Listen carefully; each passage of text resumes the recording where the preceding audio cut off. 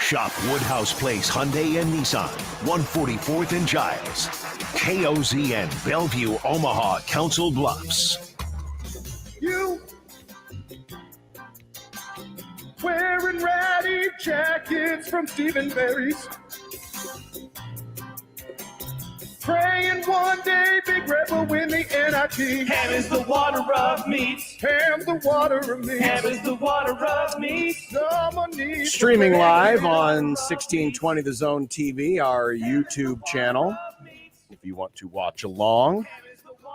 There he is in the lower right-hand square. I almost wish we could do... We're allowed up to 10. Is that right? Are we allowed up to 10? People in the StreamYard? I think right now it's 6, but if we ever were to bump up the thing we had, we could do our own Hollywood Squares. We could. I don't know the reference, but yeah. Oh, you've never saw the game show Hollywood Squares? No, I never watched that. Shadow Stevens and Jim J. Bullock? Yeah, Jack would be the Jim J. Bullock. He would always be the center square. Oh, yeah, for sure. You would always be the center square. Before we start, one comment. Why can we get a better timing, audio, video, smooth connection than Peyton and Eli ever can? And I'm doing it on my laptop with their guests. It drives me insane. It's the one huge drawback of the Peyton Manning, Eli Manning show. How can they not figure that out? It drives me nuts. Here we are doing this. You would think it would be exactly the same. Now the Peyton and Eli, they're fine. They're fine when it's just the two of them. But it's bringing all of these guests in, and they're on their laptops or whatever. Yeah, it's brutal. Maybe it's just from a radio perspective and doing this, but I can see it happening, like the delay, and they're talking over each other. And I just want that fixed, and I want to enjoy it because it's really good. Yeah, it is. Now, with that said, I don't plan on watching it tonight. No, you can't. Not when you're stressed. I mean, when it's my team, I mean, I want to hear what Peyton has to say. But you need the normal broadcast for the for the game. I get it. I was the same way. And no NFL team, I can just enjoy. No, that's true. That is true. Which is why so many people who don't have a college basketball team can just enjoy Creighton and Nebraska for the aesthetics of the game. Hey, it might have points. There might be some points in this one. It might. Jack, where's your stress level on this year's Creighton-Nebraska game compared to a normal Creighton-Nebraska game? I would say slightly lower. That's what I figured. Because, the two last games for Nebraska notwithstanding, they should be better than they've been in those years, and I think they can be. Mm-hmm.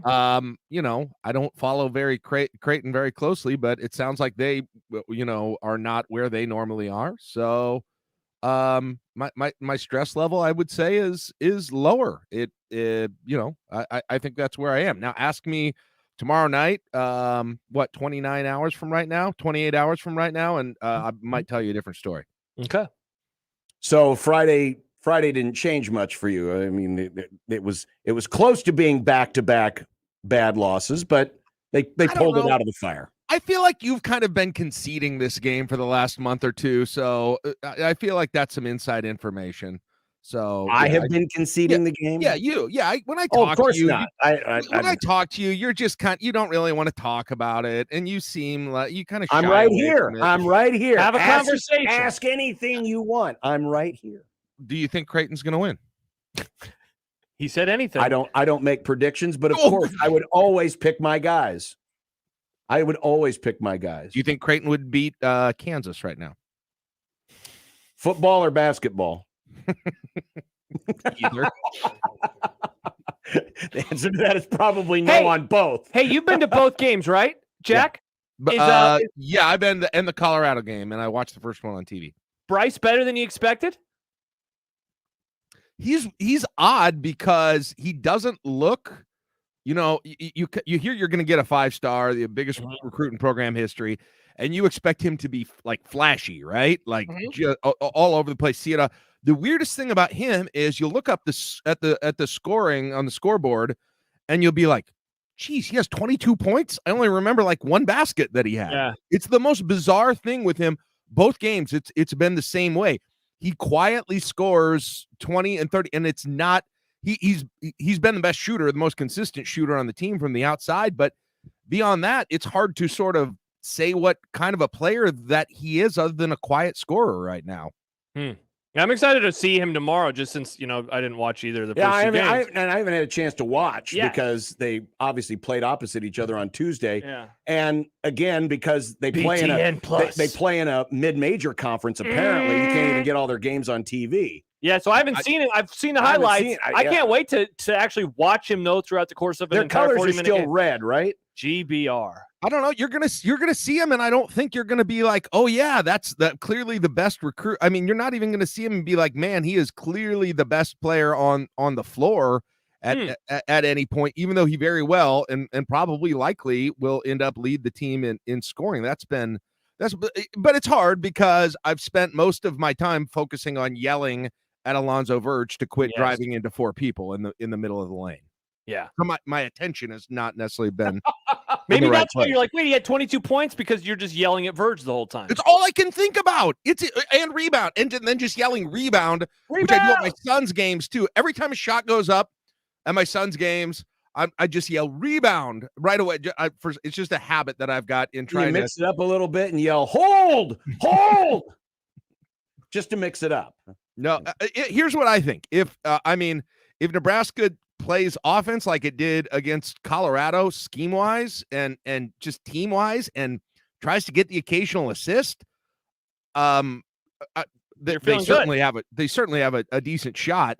But if they, if the offense is simply just driving in and taking low percentage shots, I don't know who you're going to beat with that.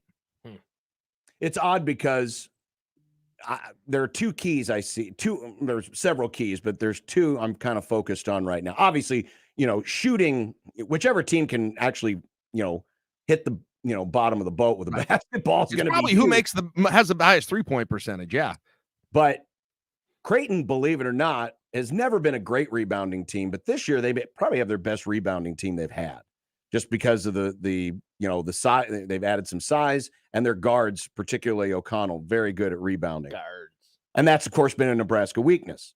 But on the flip side, because they're a young team, Creighton's turned it over a lot. Mm-hmm. Nebraska's been good at forcing turnovers and getting points off turnovers. So the takeaway of Creighton getting points because of their rebounding could be offset by giving points away from turnovers, and vice versa with Nebraska. So it could be which of those two weaknesses can be mitigated best or exploited most by the other side, could probably end up telling the story in this game. It went on for really a game and a half. It got better in the second half in game two, but I can't believe Hoiberg.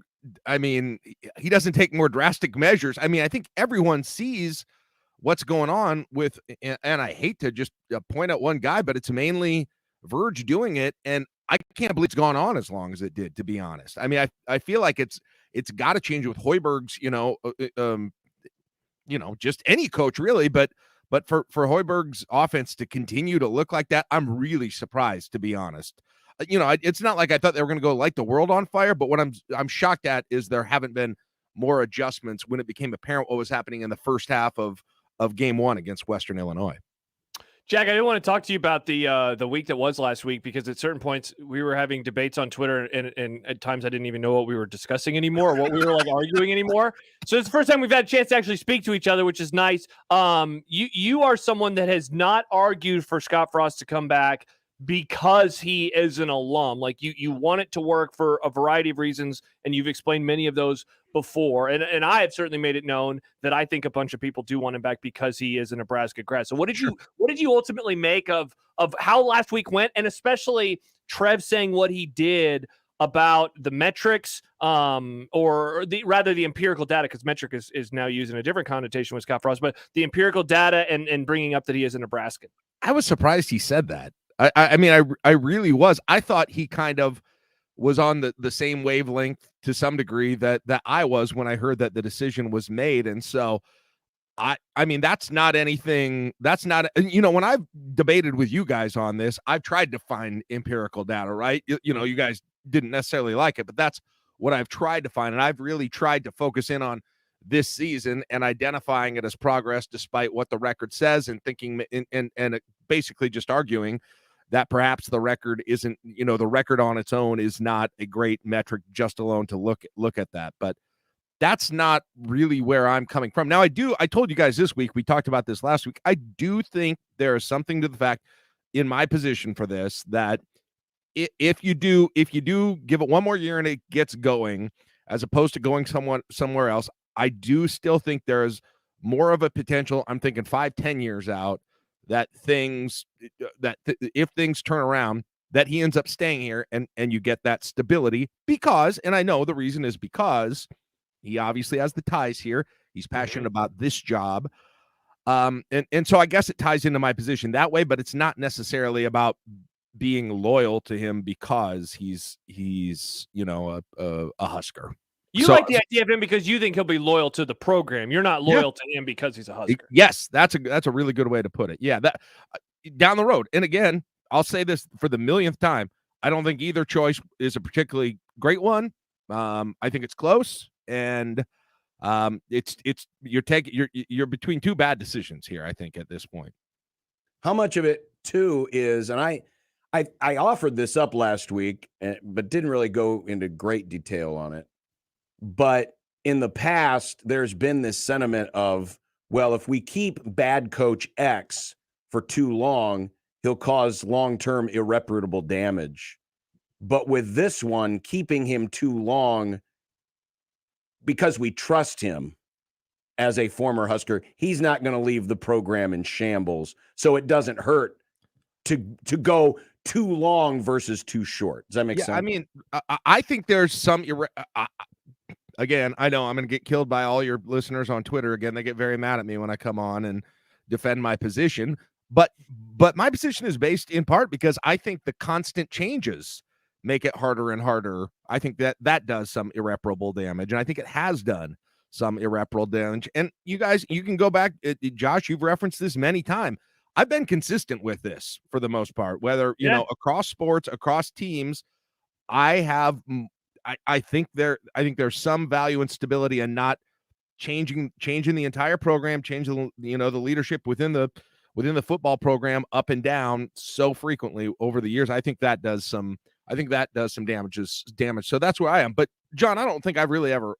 I mean, I can't answer that question very well because I didn't say that about anyone else. No, you didn't. You didn't. But I do think that one of many popular theories why a coach needed to go was because, hey, if we keep this guy around, think of the long-term damage. So I wasn't necessarily applying those thoughts to you, but just a general sense of, hey, even if this doesn't work out, Scott Frost is not going to pour gasoline on it and light it on fire on his way out the door. It's all been done. I mean, it's just crap. I guess it could be crappier, but man, it's to act like this program hasn't been in the dumps for a long period of time. That's one of the things that when I hear the argument that I get, I'm yelling at my radio basically. And people talk, well, you got to have higher expectations for this program. No, I feel like I'm the realist in this whole thing. I'm the realist. I don't at this point. I have small expectations at this point, and that's the reality of it. It has been low. It's very low right now, and I'm not that worried about it getting much lower, to be honest. What's the difference between a 2 out of 10 and a 1.5 out of 10 at this point? If the change happens after the 2022 season, I don't feel like you've lost a whole lot missing out doing long-term damage for one more year. I think you're in a bad position no matter what. Hey, speaking of the expectations, and I did say the word metrics a couple of minutes ago, can you take us through like the legalese, the legality of agreed upon metrics that are not in the contract and will not be, it doesn't seem like we're ever going to find out what these are, at least before the fact. So how does something like this legally work? How is it binding? I mean, is it even binding? Yeah, I don't know. Handshake agreement that's really the ultimate question, right? There are a few scenarios that this could have been, and I've talked to some of my friends in the legal field about this as well.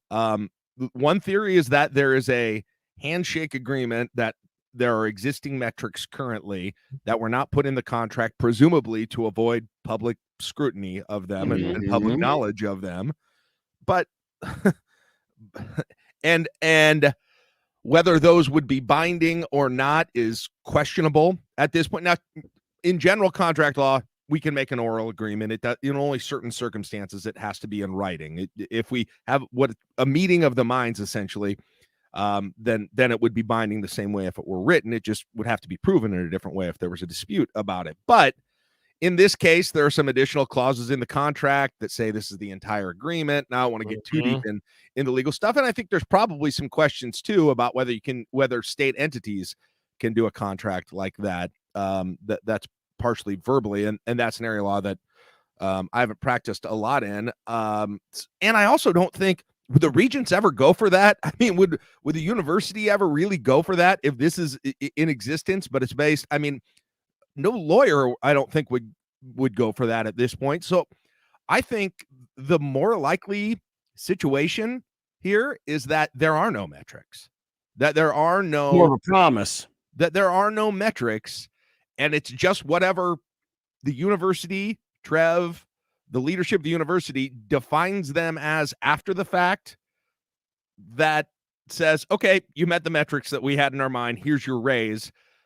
We are putting this in because we are recognizing that you went against your own interest. You negotiated when you didn't have to. Okay. So we're going to put this in essentially that says, hey, the potential of a raise is out here. We're saying that in good faith because we're recognizing that you gave up something that you didn't have to in this negotiation. I don't know the answer, but to me, that's where I've landed on where this is. Essentially, the bottom line, if that is the case, guys, is there's nothing there. If the university could already give them a raise if they wanted to. It doesn't seem for any new right. And that's the thing, I know you had a conversation with somebody on Twitter who is at I read about stuff, laws, politics, and football. And there was a thread from Friday, and I thought that there was a really interesting part at the very end where he or she wrote, finally, to clear up any confusion, based on the wording of this addendum, it is also possible for Frost to remain head coach at Nebraska without meeting any to be determined metrics.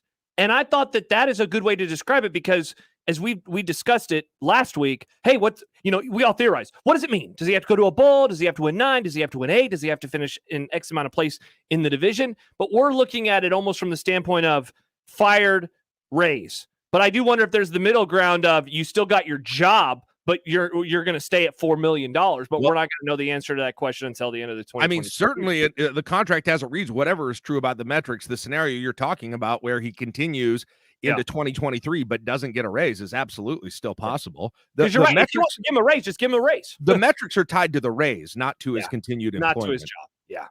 Yeah. Scott Frost was asked about shedding some light on those metrics. Here's what he said.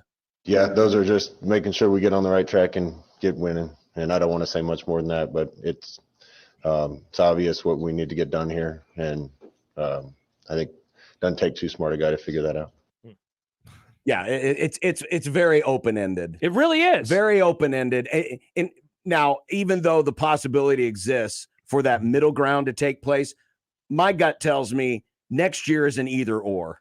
Yeah. Either he is not doing well enough and gets let go, or if he is brought back, it meant that he did whatever he needed to do, and you'll see the money go up. Yeah, I think that's the middle. But I don't think there are like what metrics are you even laying down then at that point and say, if it's metrics I think is a fancy term for wins and losses. We made a promise to each other. Hey, right. if we think by the end of next year you're doing good, you're going to go back up. If not, right. Hey, Scott, you agreed to cut your contract in half. We'll get you on the back end if you make this work, is essentially what that is. Or you cut your buyout in half, I should say. Yeah. All right. Well, we burnt enough time. Darn, we don't have enough time to talk about Jack's crazy bowl idea. This is ridiculous because I'm not going to pat myself on the. Okay, I'm going to pat myself. I was the one who brought this up. I don't know if you guys remember in Riley's weeks ago. No, he brought it in Riley's season. Everyone was talking about after they lost to Northwestern, there was no bowl that year. And I said, wait, guys, you understand this APR thing exists. 5-win teams get in. It was a fairly new thing. People weren't familiar with it. I looked up all the numbers. I said, here are the teams. And then all of a sudden, everybody was running with stories about it. And I remember I remember actually getting a DM from another media member who covers the Huskers who was like, yeah, we knew about this. We just hadn't said much at this point. But I mean, they go 5-7. It's not necessarily likely, but it's not out of play this year. Now let me throw this out here because where it's not out of play for me mentally is they're not going 5-7. Well, for the record, right? But let's That's just not what say, I'm saying. Yeah. let's just say if they do, is it a good idea to even? Oh, here we go. No, well, I know. Here's why. We don't know in the timeline where Nebraska is going to be in terms of making their changes. Now, if they knew who their new coaches were going to be before a bowl, and they could actually get them in here early and thus take advantage of the practice time with the new coaches, then it makes sense. But if they're still in this ambiguous, we're still looking, or the coaches we've hired can't be here yet, does it really benefit the team to try to play that extra game if they have the extra game? Does it hurt them? I'd say it benefits them. How does it? Because you actually get weeks of practice and not just. But you're getting. Well, first of all, you're not going to get weeks, so you'll get a couple. You might get a couple of days, a couple of weeks of practice. That's multiple practices. But you're doing it without the coaches that you're going to be working with next year, and we have no idea what the roster is going to look like. I could be wrong. I think last year was very different. If they somehow win those games, right? I mean, it's going to feel a little different around here. And it'll feel weird at that point if they have that chance and they don't do it, in my mind. Yeah. Plus, honestly, after they said no last year, you can't say no again. Yeah. Just because I didn't care, but man, people have really, Well, and I think there were a lot of people there are a lot of players in that locker room who were frustrated that they didn't do it and who are still there on the defensive side of the ball. All right, I was just asking the question. I think it'd be good for the depth of the practices. I just don't think it would hurt. Like Heinrich Harper getting more practice. I don't think that's bad. I think though that and this is not just Nebraska. This is across the board, unless you're like a playoff team. I think the benefits of a bowl are less today than they've been. Wow, I disagree, because I just think you get those extra, weeks of practice that but you also have, that's more of an opportunity for guys to opt out, and your roster is going to change over. They may be less than they've been, but again, there's the benefit, whatever minimal benefit there is. I still don't see how it would outweigh any downside to doing it, especially with the and I'm not arguing that there is a downside to the point where it could cripple you. I'm not saying that, but I would also caution not to overestimate the benefit of it. By the way, I agree. If they were to go 5-7 and they get in, it would be a benefit mostly for the people, for the fans, because that'll be. They wouldn't even have a vote. Because I keep seeing people say, well, what would the vote be? Frost would not allow the players to vote on it again. I mean, take it through. Imagine what I'm going to be like if they beat Wisconsin and Iowa. And I know maybe there's people who have checked out already. Man, it is going to be like, wow, that was fun. That was incredible. Let's keep this thing. Everybody's going to feel that way if that would somehow happen. I understand you don't think it will, and I get that. But if it does, especially in these circumstances, it's going to feel so weird not to go forward if you would have a chance. By the way, teams to cheer against in this situation. Oh, here we go. Cheer against Illinois, oddly enough. Boy, that win would have been nice. South Carolina and Syracuse. They're the three teams cited in the CFN bowl projections. What's that? I was just saying, who you rooting for? Right. Illinois, those are three teams that have better or the same GSR, which is the new metric that APR used to be. And they're Illinois 4-6. Where did they change this, by the way? Yeah, I don't know. And by the way, I can't find anywhere. I can't find anywhere that actually has a ranking of the GS graduation success rate ratings. The only way I can find them is every school seems to have sent out a press release about it, including Nebraska's. So Nebraska's is 88, which is the same as Syracuse, who's 5-5 right now. South Carolina's is 89. They're at 5-5 right now. They do play Auburn and Clemson in their last two games. And then there's Illinois, who's 4-6, and their GSR right now is 90. So you could have what's going to suck? Could come down to that. I don't know if it would actually could come down to this, but if it came down to Nebraska and Illinois for the last bowl bid, Illinois gets it on the tiebreaker because they won the matchup. Yeah. Well, But they of have course, a higher it's college GSR, so sports, and they'll we get it. determine things stupidly. We don't determine these things logically. Yeah, if they would have graduated a player or two more, it would have been Yeah, enough. you should have studied harder, players. You should have studied harder. Players who weren't going to be playing in this bowl game anyway are going to determine whether they're playing in a bowl game. All right. Well, by next Monday, we'll all have a good laugh on this. Yeah, they're not doing okay. Yeah, because everyone's down. Oh my gosh, they're not going to go 5-7. No offense, Jack. They're not going 5-7. By the way, one of our commenters online wants to know why Jack's wearing a blue pullover. Changing sides. I like it. Listen, you would Jack, know, this is John. disgusting. You would know, John, about what I learned it from watching you. I didn't think Husker hater. Well, I'll be for looking the forward Rams to it. tonight, John. Big game. Oh, is that what it's for? Yeah, Okay. the Rams. Cool. Definitely. All right. Well, all right. Well, have an enjoyable time. Maybe we'll see you at the game.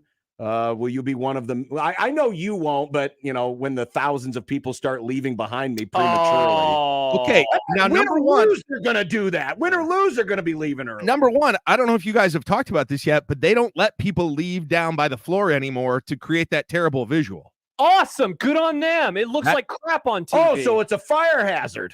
So no, I'm sure they've crossed all their T's and dotted all their I's. So you can't do that anymore. I've been calling for that for years, and I did notice it was a little better than usual for these first two games. Nice. So it was a little better than usual here. Okay. So Right. I don't know, but I will promise you, John, if it happens, if it happens, and I don't care if it's 39-38, I'm coming down and visiting you on the floor afterwards, hopefully during a segment when you're on the air, and I'm getting another selfie like the one I got last time it happened, which is one of the greatest pictures ever taken. Classiest fans in all the sports. Oh, come on. I have never taunted Jack. When have I taunted you? Like literally every time we talk to him, when you have I taunt him. taunted you after a game?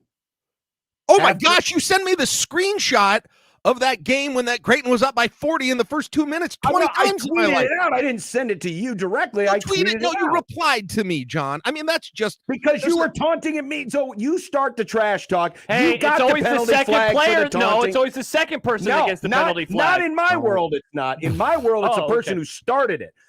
We don't use NFL logic because NFL logic is no logic. We use real people logic. JD, real quick, Jack points out Illinois plays Iowa this weekend. Jack Mitchell, huge Hawkeye fan. Jack, Yes. you need some gear. got the blue stuff now. Yeah, you get put on the gold and black next week for that one. Wow. Okay. I don't know. I'll feel fine. Either way with what. No, I want Iowa to win that. I want that Black Friday game. If nothing else happens, and I know a bowl is not likely. I'm not saying that. Okay, I'm happy that you said that. I'm just saying there's a chance. It's not completely not a chance. But if I can have anything, forget the Wisconsin game. Give me Iowa with a win. They go to the Big Ten championship. With a loss, they don't, and they lose to Lincoln. And someone from that football team, please blow a kiss after it's over. And most importantly, Nebraska finishes 4-8. And Mike Farron gets to be a Husker expert. The other thing I want to go to this game. I'm going to see if I can get tickets. I haven't been to a game as a fan as a long time. I would love to go, A, to show support from my guy Mike Farron, because I want this to happen. Yeah. And You're also B, an alum. And B, I haven't been to a game as a fan. I'd be been a kind of while. curious. Yeah. Yeah, for sure. I'll be there. We can tear the goalposts down together like old times. Oh, Jack, I'll be there too, man. Let's do it. Let's all three of us tear the goalpost down. Let's go. Live post-game show on Zoom or something. Just kidding, police. We won't do that. Just kidding, police. Don't they electrify those things now or something? I don't know. Let's just go to midfield. All right. No, good idea. they haven't been torn down since the 90s. 94. They have the same ones up, I think, still. Nice. I'm not for vandalism, but if they were to beat Iowa and if it were done in celebration of Farron, You're okay with it? I would be okay. All with right, it. perfect. Storm the okay. field. That's what all First the they have Husker to beat fans will Iowa. be. That's what they'll be thinking. Farron was right. Let's party. That's what I'll be thinking. Need a sign. Farron was right. Farron was right. All right. See you next week. Bye. There Bye, he is. Jack. Jack Mitchell, ladies and gentlemen. And Have a great- we'll take this hydration break brought to you by Social at 192nd and Pacific, and be back with more after this on 1620 The Zone. Kevin Harlan here from